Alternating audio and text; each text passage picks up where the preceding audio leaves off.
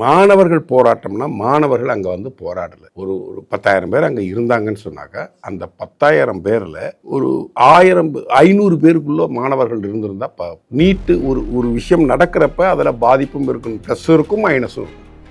அப்போ அந்த நீட்டால் நம்ம பாதிக்கிறோம் அப்படின்னு நினைக்கிற சில இளைஞர்கள் அந்த போராட்டத்துக்கு நீட்டுங்கிறதுனால அங்கே வந்து நின்று இருக்காங்க. ஒரு 5% மாணவர்கள் கூட அங்கே இல்லை. இந்த கரப்பான் பூச்சிகள், இந்த ஆன்டி எலிமெண்ட்ஸ் இவர்கள் இந்தியர்களாக இருந்தால் இந்திய தேசியத்தின் மீதும் இந்திய பண்பாட்டின் மீதும் இந்திய மக்கள் மீதும் இந்திய கலாச்சாரத்தின் மீதும் இந்தியாவின் மீதும் நற்பதிப்பு கொண்டவர்கள் இன்றைய காலகட்டத்தில் எதற்கு திரும்ப போராடி இருக்கணும்? அமெரிக்க தூதரை சந்தித்த திரு ராகுல் காந்தி, எனக்கு லஷ்கர் பி தொய்வாயை பற்றி எனக்கு கவலை இல்லை, ஜெய்ஷி முகமதுவை பற்றி நான் கவலை கொள்ளவில்லை, ஆனால் இந்து தீவிரவாதத்தை பற்றி நான் பயம் கொள்கிறேன் அப்படின்னு பேசியிருக்காருன்னு RVS மணி டேரிங்கா இன்டர்வியூல சொல்றாரு, புக்ல எழுதியிருக்காரு. நீ அயோக்கிய பைய, நீ திருட்டு பைய, நீ ஆன்டி இந்தியன், நீ இந்தியாவில வசிக்க லாயக்கட்ட உருப்படாத மனிதன், நீ இந்தியா விட்டு ராகுல் காந்தி வெளியேற வேண்டும்.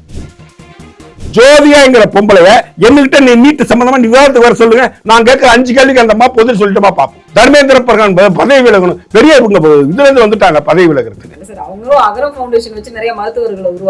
நீ எப்படி அகரம் ஃபவுண்டேஷன் நடக்குதுன்னா கிளிக்கிறானோல, நீங்க பொய் கணக்கு காட்டுறது உங்க படத்துல படத்தை வந்து பிளாக் பண்ணி ஒயிட் பண்ணி ஆக்குறதா அகரம் ஃபவுண்டேஷன் நடத்திட்டு இருக்கீங்க.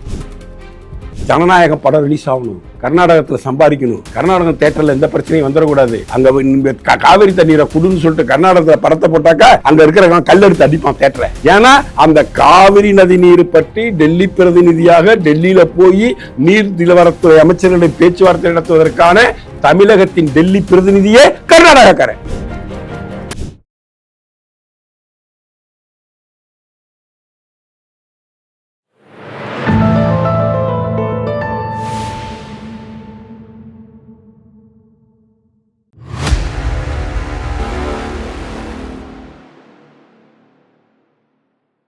தாமரை டிவி நேயர்களுக்கு அன்பான வணக்கம். இன்று நேர்காணலில் சிறப்பு விருந்தினர் தமிழக பாஜகவின் பிரச்சார பிரிவின் மாநில செயலாளர் ஆக்டர் ரவி அவர்கள் நம்மோடு இருந்திருக்கிறார். சார் வணக்கம். சார் வணக்கம். காக்ரோச் வந்து எல்லா இடத்துலயும் ரொம்ப நச்சரிச்சுக்கிட்டே இருக்குங்க சார்.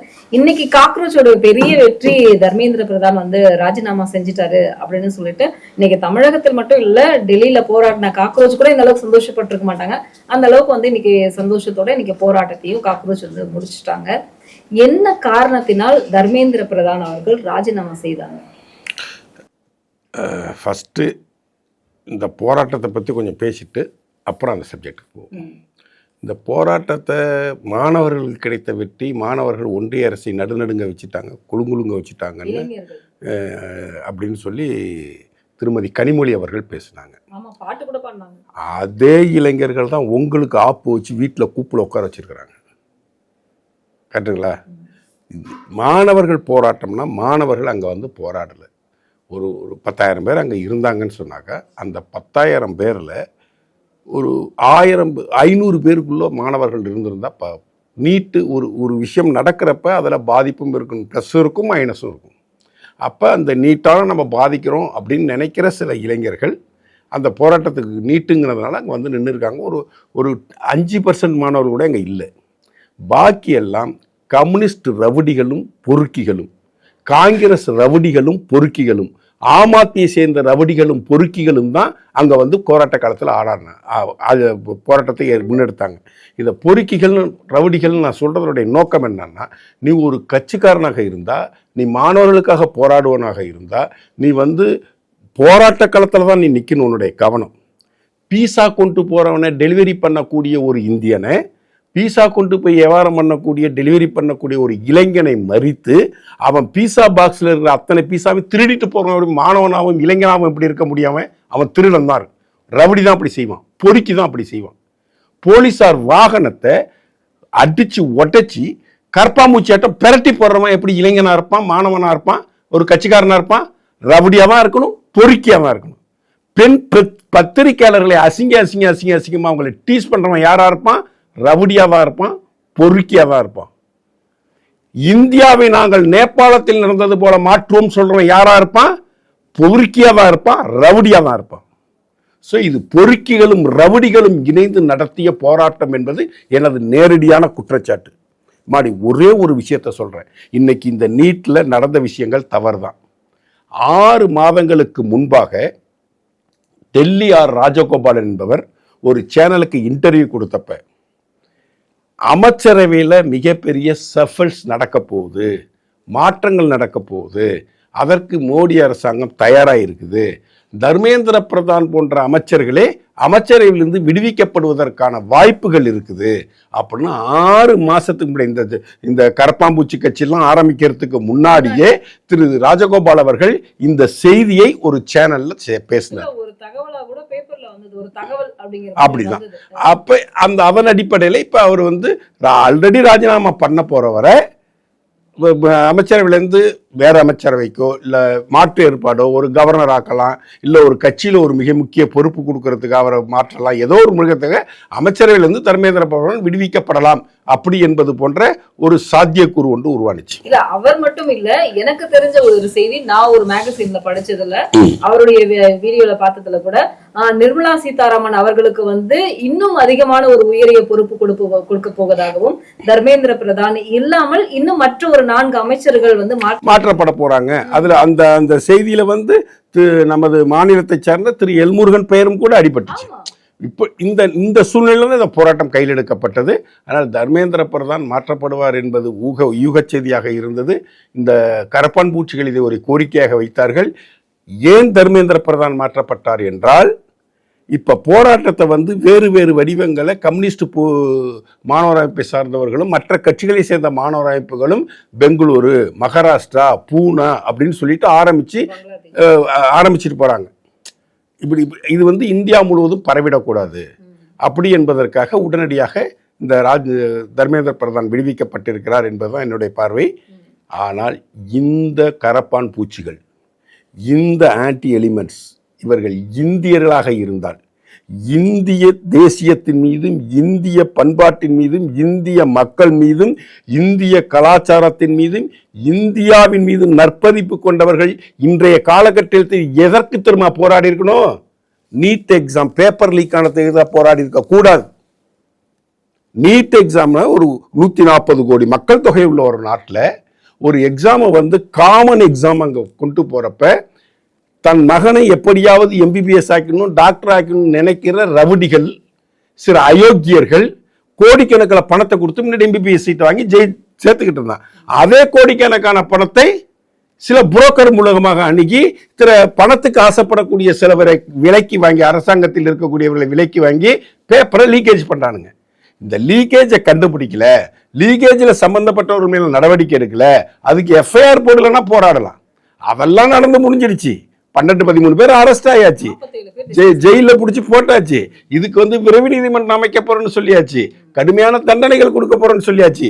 இதற்கு போராடக்கூடாது இந்த அயோக்கிய கூட்டம். ஜென்சி என்று தங்களை பிரகடனப்படுத்திக் கொண்டு இளைஞர்களாக வாழக்கூடியவர்கள், இந்திய திருநாட்டின் மீது பற்று கொண்டவர்கள், இந்த சாதாரணமான நீட் எக்ஸாம் பேப்பர் லீக் ஆனதுக்காக போராட்டத்தை கையில் எடுத்து இன்று மிகப்பெரிய பிரளயத்தை ஏற்படுத்தக்கூடிய இந்த அயோக்கியர்கள் எதை தர்மா செஞ்சிருக்கணும்? முன்னாள் உள்துறை செயலாளராக பணியாற்றியவர் திரு RVS மணி என்பவர் இருக்கிறார். அவர் மகாராஷ்டிராவில் இப்ப இருக்கிறார் நினைக்கிறேன், சப்ஜெக்ட் கரெக்ஷன். அவர் ஒரு புக் எழுதியிருக்கார், மித் ஆஃப் ஹிந்து டெரரிசம் அப்படின்னு ஒரு புக் எழுதியிருக்கார். அவரு ஆங்கில தொலைக்காட்சிகளுக்கும் ஆங்கில யூடியூப் சேனல்களுக்கும் பேட்டி கொடுத்திருக்கார். நம்ம ஊர் சாணக்கியா சேனல்ல ஒரு பேட்டி கொடுத்திருக்கார். அந்த பேட்டியில் அவர் என்ன சொல்றாரு? மொத்த பேட்டி ஆங்கில ANI-ல 1.25 மணி நேரம் போய் பேட்டி. சாணக்கியால ஒரு 22 நிமிஷம் 23 நிமிஷம் போட்டாங்க ஷார்ட் பேட்டி. அதே போல நிறைய ஆங்கில ஊடகங்கள்ல ஒரு பேட்டி கொடுத்திருக்காரு. அந்த பேட்டியில் அவர் என்ன சொல்றாரு? ஹிந்து தீவிரவாதம் என்ற ஒரு காயினேஜை உருவாக்குவதற்காக இந்திய தேசிய காங்கிரசும் பாகிஸ்தானில் இருக்கக்கூடிய ISI-யுடன் இணைந்து 26/11 நடத்தப்பட்ட மும்பையில் நடத்தப்பட்ட தொடர் குண்டு வெடிப்பையும் மாலேகான் பகுதியில் நடத்தப்பட்ட குண்டு வெடிப்பையும் நிகழ்த்தினார்கள் குற்றம் சாட்டுறார். பாம்பேல நடந்த மும்பையில் நடந்த தொடர் குண்டு வெடிப்புல 128 பேருக்கு மேல செத்து போனாங்க. நாடே அல்லோல கல்லோல பட்டுச்சு. அந்த குண்டு வெடிப்பை நடத்தியது ஹிந்து இயக்கங்கள் தான். ஹிந்து இயக்கங்களை சார்ந்து இருக்கக்கூடிய இந்துத்துவ அரசியலை பேசக்கூடிய பாரதிய ஜனதா கட்சியும் RSS தான் இதை செஞ்சாங்கன்னு நிரூபிக்கிறதுக்காக, ஒரு ஹிந்து தீவிரவாதம் இந்தியாவில் இருப்பது என்ற தோற்றத்தை உருவாக்குவதற்காக அவர்கள் இப்படிப்பட்ட செயல்களில் ஈடுபட்டார்கள். ISIயுடன் இணைந்து இந்திய தேசிய காங்கிரஸ், அன்றைய இருந்த காங்கிரஸ் கட்சியினுடைய அரசாங்கம் இணைந்து இந்த தாக்குதலை நடத்தினார்கள் என்று திரு RVS மணி அவர்கள் பகிரங்கமா குற்றம் சாட்டியிருக்கிறார். அதை மறுத்து ஒரு காங்கிரஸ்காரன் பதில் சொல்ல இன்னை வரைக்கும். இந்த நூற்றாண்டை கண்டது காங்கிரஸ் கட்சி. அதுக்குதான் இந்த இதுல வந்து 2 நாட்களுக்கு முன்னாடியே இந்துத்துவ RSS ஒழிக அப்படின்னு CJP கோஷம் இல்லமா. இது அடுத்த பரதேசி படம் அல்லா வாழ்க கிறிஸ்து வாழ்க பாட்டு பாடுறோம்லமா, அவங்க எல்லாமே ஆன்டி எலிமெண்ட்ஸ் தான், ஆன்டி இண்டியன்ஸ் தான். அதுல மாற்று கருத்தே இல்லை. நான் கேட்கிற கேள்வி, ஒரு காங்கிரஸ்காரன் மான ரோசம் சூடு சொரண உள்ள ஒரு காங்கிரஸ்காரன், உப்பு போட்டு சோறு திங்கிற ஒரு காங்கிரஸ்காரன் கூட இந்த இந்தியாவில் இல்லையா? RVS மணி என்பவர் யாரோ புறம்போக்கு இல்ல, ரோட்ல திரிகிற மனிதர் அல்ல. அவருக்கு சென்ற ஆண்டு வந்து பத்ம விருது கொடுத்து இந்த அரசாங்கம் கௌரவிக்கக்கூடிய இடத்தில் இருக்கக்கூடிய மாமனிதன். இந்திய அரசாங்கத்தினுடைய உள்துறை அமைச்சகத்தினுடைய செயலாளராக பணியாற்றியவர். அவரு சொல்றாரு, காங்கிரசும் ISIயும் சேர்ந்துதான் இந்த குண்டு வெடிப்புகளை நடத்தியது. அதை ஊர்ஜிதப்படுத்துவதற்காக தான் சன்னியாசினியான பிரித்யா தாக்கூரை கைது செய்தார்கள். ராணுவத்தில் பணியாற்றி கொண்டிருக்கக்கூடிய ஒரு லெப்டினன்ட் கேர்னலை கைது பண்ணாங்க. ரிட்டையர் ஆன ஒரு லெப்டினன்ட் கேர்னலை கைது பண்ணி, இது ஒரு ஹிந்து தீவிரவாதம் என்கின்ற, காவி தீவிரவாதம் என்கின்ற ஒரு காயினேஜை உருவாக்குவதற்காக இந்த தீவிரவாத செயல்களை முன்னெடுத்தது ISIயும் இந்திய தேசிய காங்கிரசும் சேர்ந்துதான் செஞ்சதுன்னு சொல்லியிருக்கார் மிஸ்டர் பிரவீன் சக்கரவர்த்தி, மிஸ்டர் மாணிக் தாக்கூர், ராகுல் காந்தி, ஜோதிமணி MP, இங்க இருக்கிற சுதா MP, முன்னாடி வந்து திமுகவின் கைக்கூலியான செல்வ பெருந்தகை, எல்லா பேரும் காங்கிரஸ்காரன் தானே. ஒருத்தனுக்கு உங்களுக்கு நெஞ்சில மஞ்சாசோறு இருந்தால் அப்படிதான் கேட்கணும்.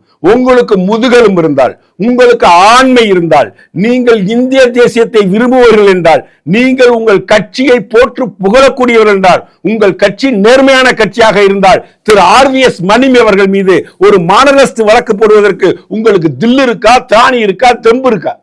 இந்த மாணவர்களும் இந்த இளைஞர்களும் எதை கண்டு போராடி இருக்க வேண்டும்? நீட் எக்ஸாமுக்கு போனதை பத்தியா, கொஸ்டின் லீக் அவுட் பத்தியா போராடி இருக்கணும்? அதுக்கு என்ன, அதுக்கு இவ்வளவு பெரிய போராட்டம் தேவையா? அமெரிக்கால இருந்து ஒரு அயோக்கிய பேரை வர வச்சு போராடுவீங்களா? அதுக்கு முன்னாடி இங்க இருக்கிறவங்க புத்தி இல்ல, மூளை இல்ல, சோறு திங்கல ஒரு பையனும். அமெரிக்கால இருந்து ஒருத்தர் வரணும். உச்சநீதிமன்ற தலைமை நீதிபதி ஒரு சின்ன கருத்தை சொல்லிட்டாரு. இளம் வக்கீல்கள் வந்து வேலை இல்லாம கரப்பாம்பூச்சிகளாட்டம் ஓடிக்கிட்டு இருக்காங்கன்னு சொல்லிட்டாரு. உடனே கரப்பாம்பூச்சிகள் ஜனதா கட்சின்னு ஒண்ணு ஆரம்பிச்சுக்கிட்டு, அதுக்கு ஒரு தலைவன் வர்றான் அமெரிக்காவில இருந்து, புறம்போக்கு பையன் ஜார்ஜ் சோரஸ்ட காசு வாங்கிட்டு போராடுறதுக்கு கத்தார் நாட்டில இருந்து உணவு வருது, ஆர்டர் பண்றாங்க. உலக அளத்து ராகுல் காந்தி இந்த போராட்டம் ஆரம்பிச்சு துருக்கியில இருந்து வர்றாரு. துருக்கி விமானத்தை வந்து டெல்லியில இறங்குறாரு. அதுக்கப்புறம் 15 நாள் எங்க இருந்தாருன்னு தெரியல. இந்தியாவை டீஸ்டெபிலைஸ் பண்ண வேண்டும் என்ற கூட்டம் இணைந்து நடத்திய போராட்டத்தில் சில அப்பாவிகளும் போய் மாட்டிக்கிட்டாங்க. ஆனால் இவர்கள் போராடி இருக்கணும்னா, உண்மையான மனிதர்கள் ஒரு போராடி இருக்க வேண்டும் என்றால், RVS மணி சொல்லி கிட்டத்தட்ட 10 நாள் ஆகுதுமா. இன்னைய வரைக்கும் அவர் மேல ஒரு வழக்கு போடலாம்ல. எவ்வளவு பெரிய குற்றச்சாட்டை சொல்லியிருக்காரு. இந்திய இறையாண்மைக்கே சவால் விடக்கூடிய குற்றச்சாட்டை சொல்லியிருக்காரு. ஆளுங்கட்சியாக இருந்த இந்திய தேசிய காங்கிரஸ் பாகிஸ்தானின் உளவு அமைப்பான ISIயோட சேர்ந்து இங்கு தொடர் குண்டு வெடிப்புகளை மும்பையிலும் மாலேகான் குண்டு வெடிப்பையும் நடத்தியதாக நேரடியா தில்லா ஆம்பளையா நேருக்கு நேர குற்றம் சாட்டியிருக்காரு. பேசி லைவ்ல வந்திருக்கு வீடியோ, இன்னைக்கும் இருக்கு சமூக ஊடகங்கள்ல. புக் எழுதியிருக்காரு. புக்கை வந்து இங்கிலீஷ்ல எழுதியிருக்காரு, ஹிந்தியில எழுதியிருக்காரு, மராட்டியில எழுதியிருக்காரு. இத்தனை லாங்குவேஜ்ல புக் எழுதி ஒருத்தர் வெளியிட்டு டிபேட்ல வந்து டிவி டிபேட்லயும் யூடியூப் சேனல்ஸ்லயும் உட்காந்து டேரிங்கா இன்டர்வியூ கொடுக்குறாரு. காங்கிரஸ்காரருக்கு மான சூடு சொரண வெக்கம் ஏதாவது இருந்தால், இவர்கள் உண்மையிலேயே இந்திய தேசத்தை ஆதரிப்பவர்களாக இருந்தால், இந்த இவர் RVS மணி மீது வழக்கு தொடரும். பாண்டே சார் நேரா கேட்கிறார், இது சம்பந்தமா உங்களை வழக்கு பதிவு பட்டா என்ன சார் செய்வீங்கன்னு. தில்லு இருந்தா வழக்கு பதிவு சொல்லுங்க. நான் புக்கில் எழுதுனதும் இன்ட்ரோல பேசுறதும் 50% தான். அதில் மிக முக்கியமான ஆவணங்களை நான் வெளியிட்டு விட்டால் அரசு ஆவணங்களை வெளியிட்டதாக என் மேல குற்றச்சாட்டு வந்துடும். நீதிமன்றத்தில் என்னால வெளியிட முடியும். நீதிமன்றத்துக்கு போ சொல்லுங்கிறார் தில்லா. இதை எதிர்த்துல போராட்டம் நடந்திருக்கணும். ஏன்னா எனக்கு 60 வயசு ஆயிப்போச்சு. இன்னொரு 10 வருஷம் இருப்பேனா 15 வருஷம் இருப்பேனா ஆண்டவனுக்கு வெளிச்சம். நீதான் அடுத்த இந்திய, நீதான் அடுத்த இந்திய தலைவன், நீதான் அடுத்து இந்திய முதலமைச்சராக வரணும், எம்பியா வர போற, எம்எல்ஏ வர போற, இந்த நாட்டை ஆள போற, நீதான் ஜென்சின்னு சொல்லிக்கிற. நீ எதை எதிர்த்து போராடணும்? சாதாரண நீட் எக்ஸாம் பேப்பர் லீக் ஆனதுக்காக போராடணும். இந்த நாட்டையே நாசமாக்கி அந்நிய சக்திகளின் அடமான வைத்து அந்நிய தீய சக்தி தீவிரவாதிகளுடன் இணைந்து இங்கு தீவிரவாத செயலை செய்த காங்கிரஸ் கட்சியை இவங்க போராடி இருக்கணும். இவங்க எல்லாம் ஆம்பளைங்களா இருந்திருந்தால், நேர்மையான மனிதர்களாக இருந்திருந்தால், உண்மையான மனிதர்களாக இருந்திருந்தால், இந்திய தேசியத்தை நேசிக்கக்கூடியவர்களாக இருந்திருந்தால் நீட் எக்ஸாமுக்கு எதிராக போராடி இருக்க கூடாது. காங்கிரஸ் கட்சிக்கு எதிராக நீ செஞ்சியா செயலியா சொல்லு. காங்கிரஸ் தலைவரை மோடி மன்னிப்பு கேட்கணும் பகிரங்கமாக. நீ இந்த நாட்டில் வாழ தகுதியற்றவன் ராகுல் காந்தி. இந்த நாட்டில் இந்திய திருநாட்டில் வாழ தகுதியற்ற ஒருத்தர் இருக்கான்னா முதல் ஆள் திரு ராகுல் காந்தி அவர்கள் தான். ஏன்னா ஒன்ன குற்றம் சாட்டியிருக்கான். அதே ஆர்விஎஸ் மணி சொல்றாரு, அமெரிக்க தூதரை சந்தித்த திரு ராகுல் காந்தி, எனக்கு லஷ்கர் பி தொய்வாயை பற்றி எனக்கு கவலை இல்லை, ஜெய்ஷி முகமதுவை பற்றி நான் கவலை கொள்ளவில்லை, ஆனால் இந்து தீவிரவாதத்தை பற்றி நான் பயம் கொள்கிறேன் அப்படின்னு பேசியிருக்காருன்னு ஆர்விஎஸ் மணி டேரிங்கா இன்டர்வியூல சொல்றாரு, புக்ல எழுதியிருக்காரு. நீ அயோக்கிய பைய, நீ திருட்டு பைய, நீ ஆன்டி இந்தியன், நீ இந்தியாவில் வசிக்க லாயக்கட்ட உருப்படாத மனிதன், நீ இந்தியா விட்டு ராகுல் காந்தி வெளியேற வேண்டும். இந்திய குடியுரிமை ராகுல் காந்தி பறிக்கப்பட வேண்டும். உனக்கெல்லாம் இந்தியாவில் வந்து போராடுறதுக்கும் என் பிரதம மந்திரி வீட்டு வாசல் போய் போராடுறதுக்கும் உனக்கு தகுதி இல்லாத மனிதன். நீ உனக்கு தகுதின்னு ஒன்று இருந்துச்சுன்னா, உன் மனசுல நேர்மன்னு ஒன்று இருந்துச்சுன்னா, திரு ஆர்விஎஸ் மணி மீது நீங்கள் வழக்கு தொடருங்க, மான நஷ்ட வழக்கு போடுங்க, அவரை கோர்ட்டுக்கு இழுங்க, அவருக்கு தண்டனை வாங்கித்தாங்க. அவர் சொன்னதுக்கு அப்புறம் நான் ஜெயிலுக்கு போக தயாருங்கிறார். அவர் டைரக்டர் கௌதமன் சொல்லியிருக்கிறாரு, தர்மேந்திர பிரதான் பதவியெல்லாம் வந்து அது சும்மா அடுத்த மோடியோட பதவிதான், மன்னிப்பு கேட்கணும், நீட்டை விளக்கணும், இல்லைன்னா அவரோட பதவிக்கு வந்து ஆப்புங்கிறத ஞாபகம் வச்சுக்காங்க. இப்போ கரண்டா இப்ப பேசிட்டு இருக்கிறேன். மிஸ்டர் கௌதமனுக்கு அறிவு இருக்கா, மானரோசம் இருக்கான்னு எனக்கு தெரியல. மக்களால் தேர்ந்தெடுக்கப்பட்ட எம்பிக்களால் பதவியேற்றுக் கொண்டவர் பாரத பிரதமர் நரேந்திர மோடி. உனக்கு தில்லு இருந்தா, உனக்கு துணிவு இருந்தா, உனக்கு வந்து போய் இந்தியா முழுவதும் பிரச்சாரம் பண்ணக்கூடிய வாய்ப்பு இருந்ததுன்னா போய் அவருக்கு எய்த்தாப்புல ஜனநாயக ரீதியா போராடு, மக்களை சந்திச்சுட்டு வா. நான் ஓசி சோறு திங்கிறேன், எனக்கு நண்பன் மளிகை ஜாமான் வாங்கி தரேன், என் நண்பன் அரிசி வாங்கி தர்றான், இன்னொரு நண்பன் எனக்கு வாடகைக்கு வீடு கொடுக்குறான்னு சொல்லிட்டு ஓசி சோறு தின்னுட்டு இருக்க நீ எல்லாம் வந்து இங்க பேசலாமா? உனக்கெல்லாம் தகுதி இருக்கா? இந்த நீலம் ஃபவுண்டேஷன் அயோக்கியர்கள் நீட்டை ஒழிப்போம் பாட்டு பாடுறாங்க. அங்க ஒரு வக்கீல் போய் பேசுறா, கம்யூனிஸ்டுக்காரி. ஏய், நீட்டை கொண்டு வந்ததே காங்கிரஸ்காரன்டா, முதல் நீட் எக்ஸாம் நடத்துறதே காங்கிரஸ் கவர்மெண்டா. இதெல்லாம் தெரியலடா உங்களுக்கு? அந்த காங்கிரஸ் கட்சியோட கூட்டணி வச்சுட்டு கூட்டணிக்கு கபோதி பயிலான்னு கேட்க வேண்டியதா இருக்கு. திமுக தான் நீட்டை கொண்டு வந்ததுன்னு எல்லாருக்குமே தெரியும், ஒரு சின்ன குழந்தைக்கு கூட. ஆனா கனிமொழி இன்னைக்கு பேசுறாங்க, அந்த கேள்வியை யாருமே எழுப்பல. எல்லாம் பெய்டு ஊடகங்களா போயிட்டாங்கம்மா. இன்னமும் திமுக கட்டுப்பாட்டில் தான் தமிழ்நாட்டின் ஊடகங்கள் இயங்கிக் கொண்டிருக்கின்றன. ஒருத்தரும் கேள்வி கேட்க மாட்டான். எம்பியா இருந்த திமுகவின் உதயசூரியன் சின்னத்தில் போட்டியிட்டு வெற்றி பெற்ற காந்தி செல்வன் தான் நீட்டுக்கான மசோதாவை பாராளுமன்றத்தில் தாக்கல் பண்ணார். அந்த காலகட்டத்தில் முதல் முறையாக நீட் எக்ஸாம் நடைபெற்றது. இந்திய உச்ச நீதிமன்ற வரலாற்றில் ஒரு சிங்கிள் ஜட்ஜி கொடுத்த தீர்ப்பை நாங்கள் திரும்ப பெற்றுக் கொள்கிறோம். 5 நீதிபதிகள் அடங்கிய அரசியல் சாசன அமைப்பு கொண்ட நீதிபதிகள் தீர்ப்பையே திருப்பி வாங்கிக்கிட்டு நீட் எக்ஸாம் நடத்துங்கன்னு சொன்னிச்சு. இந்த உண்மைகள் தெரியாத தற்கூரிகளும் புறம்போக்குகளும் ஆட்ட அமீர்களும் பிரகாஷ் ராஜ் போன்ற தேச விரோதிகளும் ரஞ்சித் போன்ற தேச விரோதிகளும் இதை முன்னெடுத்துக்கிட்டே போறாங்க. காங்கிரஸ் கட்சி செஞ்சிருக்கிற இப்படிப்பட்ட அயோக்கியத்தனத்தை இதை பத்தி உங்களுக்கு தெரியுமாடா? இதை பத்தி நீங்க படிச்சிருக்கீங்களாடா, கேட்டிருக்கீங்களாடா?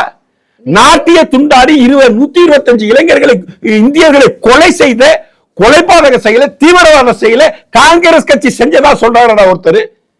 இந்திய உள்துறை அமைச்சகத்தின் செயலாளர் இருந்தவர் சொல்றாரடா. ஜோதிகா கூட தர்மேந்திர பிரதான் பதவி விலகணும்னு ட்வீட் போட்டுருங்க. ஜோதிகாவை தூக்குப்பட்டு சாவ சொல்லுங்க. ஜோதிகாவை பேசுறதுக்கு யோக்கியதா இருக்கு. ஜோதிகாவை நேர்க்கிறேன் விவாதத்துக்கு வர சொல்லுங்க. ஜோதிகாங்கிற பொம்பளைய என்கிட்ட நீ நீட்டு சம்பந்தமா விவாதத்துக்கு வர சொல்லுங்க. நான் கேட்கிற 5 கேள்விக்கு அந்த அம்மா பொது சொல்லிட்டுமா பார்ப்போம். தர்மேந்திர பிரதான் பதவி விலகணும். பெரிய இதுல இருந்து வந்துட்டாங்க பதவி விலகிறதுக்கு. சார் அவங்களும் அகரம் ஃபவுண்டேஷன் வச்சு நிறைய மருத்துவர்களை உருவாக்குறாங்கல்ல. நீ எப்படி அகரம் ஃபவுண்டேஷன் நடக்குதுன்னா கிளிக்கிறானோல. நீங்க பொய் கணக்கு காட்டுறது உங்க படத்துல ஒரு படத்தை வந்து பிளாக் பண்ணி ஒயிட் பண்ணி ஆக்குறது அகரம் ஃபவுண்டேஷன் நடத்திட்டு இருக்கீங்க. போய் சொன்னீங்கல்ல எடப்பாடி ஆட்சியில பெரிய கோயிலுக்கு போனேன் பல இருக்கு, கவர்மெண்ட் ஹாஸ்பிட்டல் போனேன் பூச்சி புழுவா இருக்குது, கோவில் முக்கியமா ஆஸ்பத்திரி முக்கியமா கேட்டுச்சுல இந்த அம்மா. போன 5 வருஷம் எங்க போயிருந்துச்சு? போன 5 வருஷம் எங்க போயிருந்துச்சு? முட்டைக்கு பேந்து பார்த்துட்டு இருந்துச்சா? எங்க போயிருச்சு வாயை திறக்காம? 2021 ஸ்டாலின் அவர்கள் இங்க முதலமைச்சராக இருந்தவரை ஜோதிகா எங்க போயிருந்துச்சு? நீ ஓ பிள்ளைங்களை படிக்க வைக்கிறதுக்காக, ஓ பிள்ளைங்களுக்கு வந்து 5 லாங்குவேஜ் கத்துக் கொடுக்கணுங்கிறதுக்காக மெட்ராஸ்ல காலிப்பட்டு நீ பாம்பேக்கு போயிட்ட. ஆனா தமிழ்நாட்டில் உள்ளவங்க 2 மணி தான் குடிக்கணும்னு ஒன்னு உன் புருஷன் இங்க வந்து ஆர்ப்பாட்டம் பண்ணுவீங்க. அறிவில்ல, புத்தி இல்ல, சோறு தானே திங்கிற. வா ஜோதிகா, வா என்னோட விவாதத்துக்கு வா. நீ ஸ்டுடியோ புக் பண்ண, நான் வர்றேங்க. நீட்டு சம்பவம் உனக்கு எனக்கு ஒரு டிபேட் வச்சு பார்த்துமா ஜோதிகாவுக்கு. இல்ல அமீர் பையன் வரானா கேளுங்க, இல்ல நீல பவுண்டேஷன்ல எவனையாச்சும் ஒருத்தரை வர சொல்லுங்க. யாருடா நீட்டை கொண்டு வந்தது முதல்ல, அதுக்கு பதில் சொல்லுங்கடா. நீட்டை கொண்டு வந்து கட்சிக்காரனே கொண்டு போய் போராடுற தலைவன். இதை கேட்கறது துப்பு இல்ல. எங்க இருந்து காம்படிஷன் எக்ஸாம்ல எங்கம்மா கொஸ்டின் பேப்பர் லீக் ஆகல? எந்த மாநிலத்தில்? போன மாசம் பஞ்சாப்ல நடந்த பார்மசிஸ்ட் அப்பாயின்மெண்ட், மருந்தாளுநர்கள் அப்பாயின்மெண்ட்டுக்காக நடத்தப்பட்ட தேர்வுல கொஸ்டின் பேப்பர் லீக் ஆயிருக்கு. இங்க தமிழ்நாட்டில் டிஎன்பிசி எக்ஸாம் எல்லாம் எழுதி முடிச்சிட்டு ஆன்சர் சீட்டு கொண்டு வரக்கூடிய டிரான்ஸ்போர்ட்ல வச்சு டிரான்ஸ்போர்ட்டை இடையில நிறுத்தி ஆன்சர் பேப்பர்ல கரெக்ஷன் பண்ணி கொண்டு வந்தாங்க. டாக்டர் காயத்ரி சம்பந்தம் எனக்கு இன்டர்வியூ கொடுத்துருக்காங்க. எங்க நடக்கல லீக்கேஜ்? காங்கிரஸ் அரசாங்கத்தில் எந்த லீக்கேஜுமே நடக்கலையா? ஒண்ணுமே இல்லமா. இந்தியா ஸ்திரத்தன்மையுடன் இருக்கக்கூடாது. இந்தியா ஒரு பவர்ஃபுல் மனிதர் கையில் இருக்கக்கூடாது. அப்படி இருந்தால் ஆசியா முழுவதும் ஒரு சக்தி வாய்ந்த ஒரு நாடு உருவாகிடக்கூடாது. ஏற்கனவே சீனாவை நம்ம வளர்த்துட்டோம், இந்தியாவையும் வளர்த்துடக்கூடாது. இந்தியாவை எப்படியாச்சும் பழிவாங்க வேண்டும் என்ற நோக்கத்தில் அமெரிக்கத்தின் ஏகாதிபத்திய கும்பல்கள் ஒன்றிணைந்து ஜார்ஜோரஸ் தலைமையில் இந்தியாவின் ஸ்திரத்தன்மையை குலைப்பதற்காக எடுக்கப்படக்கூடிய ஆயுதங்கள் தான் இந்த கரப்பான் பூச்சியோட அபிஜித் என்கின்ற கரப்பான் பூச்சி, ராகுல் காந்தி என்கின்ற அல்லக்கை, இவர்களை எல்லாம் உருவாக்கி இந்திய ஸ்திரத்தன்மையை கெடுப்பதற்கு செய்யக்கூடிய மாபெரும் சதி. அந்த சதியின் ஒரு பகுதி தான் இலங்கையில பிரச்சனை, பங்களாதேஷ்ல பிரச்சனை, நேபாளில் பிரச்சனை பண்ணாங்க. ஏன்னா நெய்பரிங் கண்ட்ரி ஃபுல்லா ஒரு பிரச்சனைக்கு உருவாக்கி அங்க டீடபிளைசிங் பண்ணி அங்க நமது ஆதரவாளர்களை கொண்ட ஒரு அரசாங்கத்தை உருவாக்கி அந்த அரசாங்கம் மூலியமாக இந்தியாவின் அருகில் உள்ள மாநிலங்களை வைத்து இந்தியாவை டிஸ்டர்ப் பண்றது. அதற்கு பலிகளாகி கொண்டிருக்கிறார்கள் இந்த பானங்கட்ட பன்னாடைகளும் பரதேசிகளும் புறம்போக்குகளும். சரி, அவங்களால கொஸ்டின் பேப்பர் லீக்கேஜ் ஆனதுக்காக போராட்டம் பண்ணாங்க. இங்க நீட்டை பேன் பண்ணுங்கன்னு நீட்டை கொண்டு வந்தவனையே கூட வச்சுக்கிட்டு வந்து போராட்டம் பண்ணிட்டு இருக்காங்க. இதுக்கு ஆளும் கட்சி அரசு கல்வி அமைச்சர் வந்து இன்னைக்கு போய் வந்து நீட்டு ரத்துங்கிறது தாவேக அரசினுடைய வந்து அவங்களுடைய கோரிக்கையும். இவர் புதுசா ஒன்று கண்டுபிடிச்சிருக்காரு முதல்வர் ஜோசப். மத்திய பட்டியலில் கன்கரன்ஸ் பொது பட்டியலில் கல்வி இருப்பதால் தான் இது போன்ற பிரச்சனைகள் எல்லாம் ஏற்படுகிறது. கல்வியை மாநில பட்டியலுக்கு மாற்ற வேண்டும். ஏண்டா கன்கரன்ஸ்ல கொண்டு போனவங்க கட்சிக்கார எம்எல்ஏ 5 பேரை நீ சேர்த்து வச்சுட்டு தானே ஆட்சி அமைச்சிட்டு இருக்க. கன்கரன்ஸ்ல எப்ப போனுச்சு கல்வி? ஜனநாயகத்தை படுகொலை செய்த காலகட்டமான எமர்ஜென்சில இந்திரா காந்தி அம்மையார் மாநில பட்டியலில் இருந்த கல்வியை பொதுப்பட்டியலுக்கு மாற்றினார். அப்படிப்பட்ட காங்கிரஸ் கட்சியின் 5 எம்எல்ஏக்களின் சப்போர்ட்ல நீ ஆட்சியை நடத்திக்கிட்டு இதை பேசுறதுக்கு உனக்கு உரிமை இல்லை ப்ரோ. விஜய் ப்ரோ, உரிமை இல்லை ப்ரோ உனக்கு. காங்கிரஸ் கட்சிக்காரன் அடிச்சு வரட்டிட்டு இதை பேசு. இல்ல காங்கிரஸ் கட்சிக்காரன் கண்டிஷன் போடு. நாங்கள் ஆட்சிக்கு வந்தால் மத்தியில கல்வியை நாங்கள் மாநில பட்டியலுக்கு மாற்றுவதற்கு சம்மதிக்கிறோம். அப்படி காங்கிரஸ் கட்சிக்காரனை எழுதி வாங்கி கையெழுத்து வாங்கிட்டு அப்புறம் கூட்டணி வையா. ஜனநாயகம் படம் ரிலீஸ் கர்நாடகத்தில் 200 தியேட்டர் ரிலீஸ் பண்ண பிளான் பண்ணிட்டாங்க. அந்த 200 தியேட்டர்லையும் கர்நாடகத்தில் படம் எந்த பிரச்சனையும் இல்லாம ஓடுங்கிற ஒரே காரணத்துக்காக ஜூன் மாசம் மேட்டூர் அணை திறக்கப்படவில்லை. ஜூன் மாசம் கொடுக்க வேண்டிய தண்ணீரை கர்நாடகம் கொடுக்கவில்லை. மே மாசம் கொடுக்க வேண்டிய தண்ணீரில் 30% கர்நாடகம் கொடுத்திருக்கு. ஜூலை மாசம் முடிய போகுது, இன்னைக்கு தேதி 25. இந்த ஜூலை மாசத்துக்கு கொடுக்க வேண்டிய தண்ணீரை 100% தரவில்லை. இதையெல்லாம் எதிர்த்து பேசக்கூடிய, போராடக்கூடிய, அறிக்கை விடக்கூடிய, கர்நாடக அரசை கேட்கக்கூடிய திராணியற்ற முதுகெலும்பற்ற முதலமைச்சர் ஜோசப் அவர்கள் கல்வியை பத்தி எல்லாம் பேசக்கூடாது. உன் ஜனநாயக படம் உனக்கு ஓடணும், உன் ஜனநாயக படத்தை தயாரிச்சு லாபம் சம்பாதிக்கணும். அதுக்காக கிட்டத்தட்ட 8 கோடி ஜனங்களின் வாழ்க்கை விளையாடி கொண்டு காவிரி நீரை கர்நாடகத்தில் கேட்டு பெறுவதற்கு துப்புள்ளாத ஒரு துப்புக்கட்ட அரசாங்கத்தை நடத்தக்கூடிய ஜோசப் விஜயும் அவரது அமைச்சர்களும் இங்கு வாழ்வதற்கு, தமிழ்நாட்டில் வாழ்வதற்கு தகுதியற்றவர்கள் குற்றம் சாட்டுறேன். கர்நாடகா போறாருங்க சார் 3ஆம் தேதி. இப்போ தண்ணி வாங்கிட்டு வா, தண்ணி வாங்கிட்டு வா. ஜூலைல பட்டம் ஆடி பட்டம் தேடி விதை. ஜூன் 12ஆம் தேதி எப்போதும் காவிரி படிகளை விவசாயம் பண்றாங்க. எல்லாரும் நினைச்சுக்கிட்டு இருக்காங்கம்மா, காவிரி இஷ்யூங்கிறது ஏதோ தஞ்சை மாவட்டத்தை ஒட்டி உள்ள டெல்டா மாவட்ட பிரச்சனையா நினைச்சிட்டு பேசுறாங்க. இல்ல, கிட்டத்தட்ட காவிரி நதிநீரை நம்பி 8 கூட்டு குடிநீர் திட்டங்கள் இருக்குது. வீராணம் ஏறி வறண்டு போச்சுன்னா சென்னைக்கு தண்ணி கிடையாது. சென்னை மக்கள் குடிக்க தண்ணிக்கு எங்க போவான்? வீராண ஏரி வத்தி போச்சுன்னா அங்கிருந்து பம்ப் பண்ணி சென்னைக்கு தண்ணியை கொண்டு வந்து சென்னையில குடிநீர் தேவையை பூர்த்தி செய்ய முடியாது. அதே போல பல்வேறு கிட்டத்தட்ட 18-20 மாவட்டங்கள் இந்த காவிரி குடிநீரை நம்பி இருக்கின்றன. நீ உரிய காலத்தில் தண்ணீரை திறந்து விடாத கர்நாடக அரசை கண்டிக்கிறோம்னு சொல்றதுக்கு முதலமைச்சர் ஜோசப்புக்கு துணிவு இருக்கா, தில்லு இருக்கா, தெம்பு இருக்கா? சொல்லி இருக்காரா? நான் நேரா போய் சந்திக்க போறேன். என்ன நேரா போய் சந்திக்க போற? நீ தண்ணியை திறந்துறியா? நேரா வந்து சந்திக்கிறேன். தண்ணியை திறந்துடணும்னு சொல்றதுக்கு உனக்கு ஏன் சொல்ல மாட்டேங்கிறீங்க? ஒரு அமைச்சர் சொல்லியிருக்காங்களா? ஜனநாயக படம் ரிலீஸ் ஆகணும், கர்நாடகத்தில் சம்பாதிக்கணும், கர்நாடகம் தேட்டரில் எந்த பிரச்சனையும் வந்துடக்கூடாது, அங்க காவிரி தண்ணீரை குடுன்னு சொல்லிட்டு கர்நாடகத்தில் படத்தை போட்டாக்கா அங்க இருக்கிற கல் எடுத்து அடிப்பான் தேட்டரை. ஏன்னா அந்த காவிரி நதி நீர் பற்றி டெல்லி பிரதிநிதியாக டெல்லியில போய் நீர் நிலவரத்துறை அமைச்சர்களின் பேச்சுவார்த்தை நடத்துவதற்கான தமிழகத்தின் டெல்லி பிரதிநிதியே கர்நாடகக்காரன். கேரளா ஆந்திராவில் பிறந்து கர்நாடகாவில் செட்டில் ஆகி கர்நாடகாவை என் புண்ணிய பூமின்னு சொல்லக்கூடிய ஒரு மனிதனை தமிழ்நாட்டினுடைய டெல்லி பிரதிநிதியாக நியமித்திருக்கக்கூடிய தமிழக மக்களின் துரோகி ஜோசப், முதலமைச்சர் ஜோசப். ஏன் தமிழ்நாட்டில் தமிழனே இல்லையா?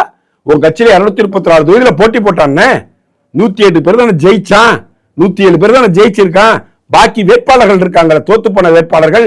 அதுல ஒரு தகுதியான நபரை தேர்ந்தெடுத்து நீ டெல்லி பிரதிநிதியா நியமிக்க துப்பு கட்ட அரசாங்கத்தை நடத்திக்கிட்டு உன் படத்தை ஒருத்தன் தயாரிச்சாங்கிறதுக்காக அந்த படம் ரிலீஸ் ஆகாம முடங்கி போனதுங்கிறதுனால அவனுக்கு நன்மை செய்ய வேண்டும் என்பதற்காக அவனுக்கு ஒரு அரசு பதவி கொடுக்குற அயோக்கியத்தனம் இல்லது. அது கர்நாடகாரனை பார்த்து, கர்நாடகா என் புண்ணிய பூமின்னு சொல்றவனை பார்த்து அவன் எப்படி தமிழக உரிமைக்காக போராடுவார்? எப்படி நீர்வளத்துறை அமைச்சர்களை போய் உணவு பிரதிநிதியாக, தமிழகத்தின் பிரதிநிதியாக நீர்வளத்துறை அமைச்சகத்துக்கு சென்று நீர்வளத்துறை அதிகாரிகள் எப்படி அவர் பேசுவார்? அதுக்கு தானே அவரை நியமிச்சிருக்கீங்க. அது தப்பானவனை நியமிச்சிருக்கீங்க. இந்த விருதாம் போனாரா கல்வித்துறை அமைச்சர், எழும்பூர் எம்எல்ஏ ராஜ்மோகன் தான் போனாரா? நீட்டை இருக்கக்கூடாது, நீட்டு இருக்கும், ரிசைன் பண்ணிட்டு போ, இன்னும் 6 மாசம் நீட் எக்ஸாமை நீர்க்கவில்லை என்றால் நான் பதவி விலகிறேன்னு சொல்லு. தில்லு இருந்தா கோர்ட்டுக்கு போயா, உச்ச நீதிமன்றம் போயா மிஸ்டர் ராஜ்மோகன், நீ தானே கல்வித்துறை அமைச்சரே, போயா. தில்லு இருந்தா ராஜ்மோகனும் ஜோசப் விஜயும் அவர்களது அரசாங்கமும் நீட் தேர்வை ரத்து செய்ய வேண்டும் என்று உச்ச நீதிமன்றத்தில் வழக்கு தொடர சொல்லுங்க. வக்போர்டு மசோதாவுக்கு போனீங்கல்ல, இதுக்கு போங்க, போய் வழக்கு தொடருங்க. ஒரு விஷயம் நடக்கிறப்ப அதுல நல்லது நடக்கும், கெட்டது நடக்கும். சரி, லீக் ஆகிறது, பேப்பர் லீக் ஆகிறது தப்பா ரைட்டா? தப்பு, 100% தப்பு. இப்ப தர்மேந்திர பிரதான் ராஜினாமா பண்ண சொல்லு, மோடியை ராஜினாமா பண்ண சொல்லு. மோடி ராஜினாமா பண்ணிட்டா யோகி வருவார், பரவாயில்லையா? யோகி வந்துருவாரு, பரவாயில்லையா? RSS சேர்ந்த ஒருத்தர் தான் பிரதமராக வருவார், குப்பனு சுப்பனு வரமாட்டான். RSS காரர் தான் ஒருத்தன் பிரதமராக வந்து உட்காருவான் மோடிக்கு அப்புறமும். அப்ப என்ன பண்ணுவீங்க? ஐயோ மோடியே பரவாயில்லீங்களா? என்ன செய்ய போறீங்க? ஒரு ஒரு 2 வீலர் ஓட்டுறமா, 2 வீலர் பழுது அடைஞ்சிருது, என்ன பண்ணுவேன்? பழுத சரி பாப்பியா, டிரைவரை மாத்தியா? டிரைவரை மாத்துக்கிறான்னு ஒரு கார் ஓட்டுறோம், கார் ரிப்பேர் ஆயிடுது, இன்ஜின்ல ஏதோ பிரச்சனை, டிரைவரை மாத்து. டிரைவரை மாத்துறது சரியா, பழுது நீக்கிறது சரியா? பழுது நீக்கும் வேலையை நரேந்திர மோடி தலைமையிலான அரசாங்கம் செய்து கொண்டிருக்கிறது. டிரைவரை மாற்ற வேண்டும் என்று இந்த கரப்பான் பூச்சி கூட்டங்களும் தற்கொலை கூட்டங்களும் இணைந்து போராடி கொண்டிருக்கிறார்கள். இதான் உண்மை.